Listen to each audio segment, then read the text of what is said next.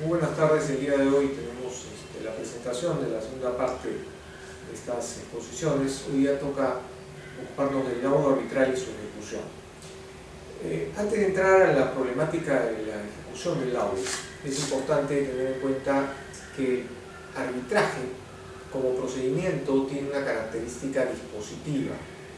Es decir, va a primar la flexibilidad y la voluntad de las partes más que una lógica impositiva por parte de los árbitros, porque en buena cuenta ellos reciben un encargo de las partes y el caso es de las partes. De ahí hay que una flexibilidad y una voluntad de las partes como criterio que prima en todo el proceso arbitral. Tan es así que el Código de Procedimiento, el Código Procesal Civil, no tiene un carácter obligatorio, sino simplemente un carácter supletorio cuando expresamente las partes hayan querido que el Código Procesal sea incorporado en su proceso. De lo contrario, ni siquiera resulta de aplicación. En la ejecución del laudo, el punto fundamental es que estamos ante un supuesto en el cual el laudo no se cumple porque la parte obligada no quiere acatar lo resuelto y por lo tanto no está dispuesto a cumplir el laudo de manera espontánea. El cumplimiento del laudo puede ser por una solución espontánea, es decir, la parte vencedora va a conseguir el cumplimiento por la propia voluntad de su contraparte que no ha sido favorecido con el laudo. Cuando hay este incumplimiento o no acatamiento por una de las partes, aquí vemos una de las diferencias fundamentales entre el proceso común del Poder Judicial y el proceso arbitral. El proceso arbitral, si bien nuestra Constitución la reconoce en el artículo 139 como una jurisdicción, no cuenta con uno de los atributos propios de la función jurisdiccional del Poder Judicial, que es la coerción, propio de este imperio, esta característica imperio que tiene el Estado y que no ha sido concedida a los árbitros que como particulares cumplen una función que es conferida por las propias partes. La coerción o la coacción es esta potestad de hacer cumplir las decisiones aún haciendo uso de la fuerza pública. Como comprenderán, los árbitros no están facultados a hacer uso de la fuerza pública y por lo tanto sus decisiones carecen de esta coacción per se, por decisión propia de los árbitros. En caso de un incumplimiento, por lo tanto, un no acatamiento de las decisiones de los tribunales arbitrales, de los árbitros, la ejecución forzada va a requerir la concurrencia, el auxilio del Poder Judicial.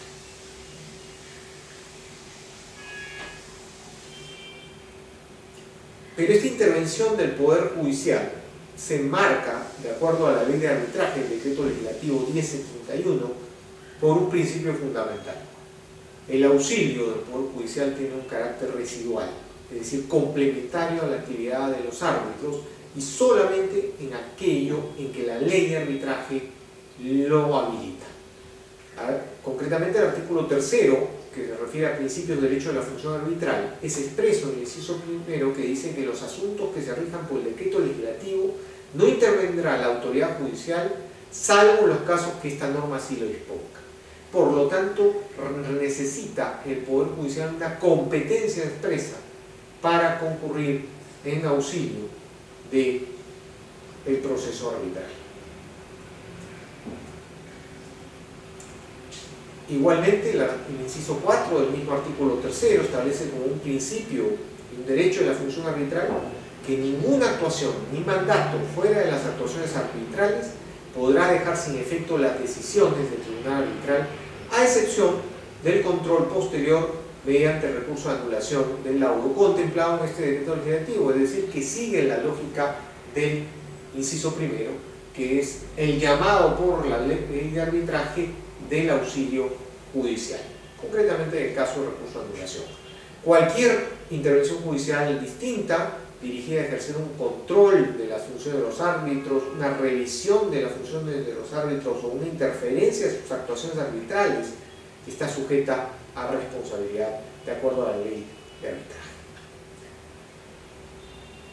¿Cómo se da esta intervención judicial residual o complementaria? El Poder Judicial solo puede llevar a cabo actos que expresamente lo autoricen la ley de arbitraje, conforme lo estipula el artículo 3º, inciso primero. La obtención del cumplimiento del laudo requiere tanto la intervención arbitral como la judicial. Hay una participación de los árbitros y un llamado a los jueces para que se pueda ejecutar los laudos. En eso, la intervención judicial complementaria en materia de ejecución del laudo presupone, como primera etapa, que el tribunal solicite la ejecución forzada con el auxilio del Poder Judicial.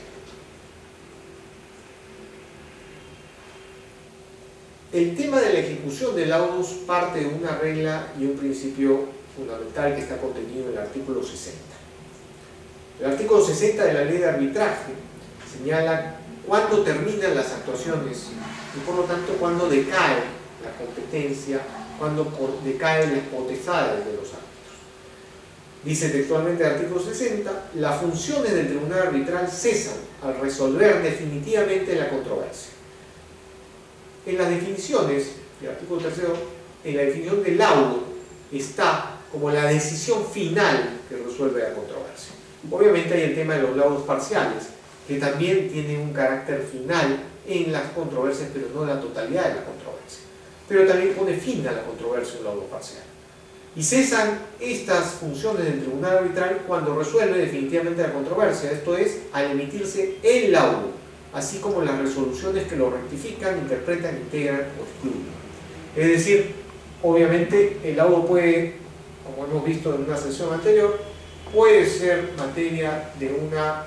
interpretación, una integración o una exclusión en alguna parte sustancial del laudo, pero una vez que concluye esta etapa, la decisión es final y por lo tanto ya terminan las actuaciones de los árbitros.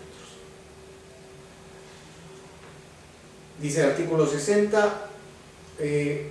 las actuaciones arbitrales terminarán y el tribunal arbitral cesará en sus funciones con el laudo por el que se resuelva definitivamente la controversia y en su caso con las rectificaciones, interpretaciones, integraciones y exclusiones del mismo, sin perjuicio de lo dispuesto en el artículo 67, que es el que refiere justamente al recurso de anulación del laudo.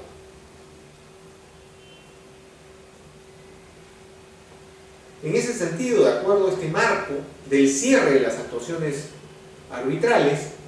el principio es que los árbitros no están facultados para ejecutar el laudo, siendo exclusivamente dicha facultad, dicha potestad de coerción exclusiva del Poder Judicial. Los árbitros, como diría un gran maestro en derecho arbitral, Cremades, los árbitros llegan hasta donde alcanza la voluntad de las partes, no pueden exceder esa voluntad de las partes. Por lo tanto, si el principio es que los árbitros no pueden exceder aquello que las partes han otorgado y no tienen la capacidad de la coerción, en materia de ejecución arbitral podría darse una ejecución por los propios árbitros que estaría marcada por dos principios fundamentales. El primero, la habilitación por la voluntad de las partes de que intervengan los árbitros en la etapa de ejecución. Es decir, que sus actuaciones se prolonguen más allá de la decisión final, que es el laudo, y entren en la etapa de ejecución. Pero con la segunda regla, que es el límite que los árbitros obviamente no pueden tener la potestad de coerción. Es decir, las partes otorgarán a estos árbitros facultades de ejecución que no sean contrarias a la ley ni perturben este imperio y esta exclusividad de coerción y uso de la fuerza pública por parte del Poder Judicial. Aquí hay una diferencia entre la ley de arbitraje actual y la ley general de arbitraje, la antigua y ya derogada ley general de arbitraje, en el sentido que actualmente sí se faculta a los árbitros para ejecutar los laudos en los sentidos que hemos señalado con estas limitaciones de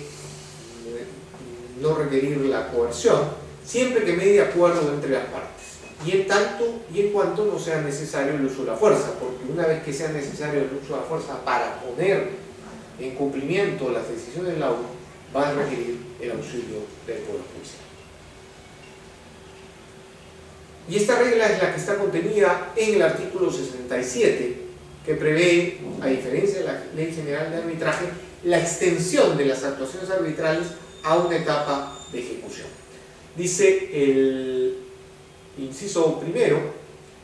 a solicitud de parte, repito, a solicitud de parte, el tribunal arbitral está facultado para ejecutar sus laudos y decisiones, siempre que medie acuerdo de las partes o se encuentre previsto en el reglamento arbitral aplicable. En ambos casos, obviamente, hay un acuerdo de las partes, que es un acuerdo que se puede definir al momento de establecer el convenio arbitral en la cláusula arbitral, o también al someterse a un reglamento de un centro de arbitraje si el arbitraje es administrado. En ese sentido, siempre hay una voluntad de las partes de otorgar esta capacidad a los árbitros de prolongar su actuación a la etapa de ejecución, ya sea en convenio, ya sea en los reglamentos arbitrales, ya sea al incorporarlo como una regla en el acta de instalación del proceso arbitral, o incluso con la suscripción de un convenio posterior a la dación del laudo, es decir, un convenio para la ejecución expresa del laudo, en el cual las partes, por gozar de la confianza de ese tribunal, le confieran este encargo para que continúen sus actuaciones en etapa de ejecución. El inciso 2, hay una advertencia que se exceptúa de esta posibilidad de ampliar la actuación de los árbitros que tienen las partes, en el caso en el cual, a su sola discreción, el tribunal arbitral considere necesario o conveniente requerir la asistencia de la fuerza pública. En este caso, cesarán en sus funciones sin incurrir en responsabilidad y entregarán a la parte interesada a costo de esta copia de los actos correspondientes para que recurra a la autoridad judicial competente a efectos de ejecución. Aquí la regla es clara en la excepción, en el sentido que los árbitros pueden negarse a aceptar el encargo de las partes o de la ejecución, de actuar en la ejecución arbitral, cuando ellos consideren que para realizar ese encargo es necesario, indispensable o conveniente requerir la asistencia de la fuerza pública.